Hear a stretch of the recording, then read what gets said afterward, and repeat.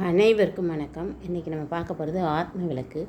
ஏற்கனவே நான் ஆத்ம விளக்கு போட்டிருக்கேன்.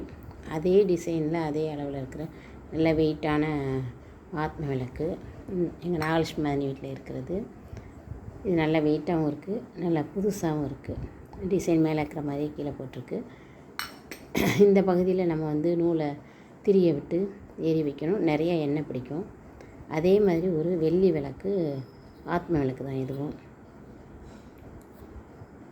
நல்லா டிசைனாக கொடுத்துருக்காங்க.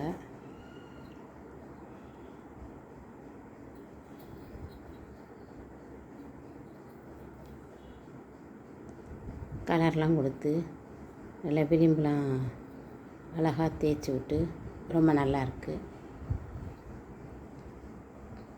2 விளக்கு இருக்குது. இது ரொம்ப குட்டியாக இருந்தாலும் எண்ணெய் 1 ஸ்பூன் ஊற்றி நம்ம விளக்கு ஏற்றலாம். அந்தளவுக்கு கொஞ்சம் உள்ள குழிவாக தான் இருக்குது. நன்றி, வணக்கம்.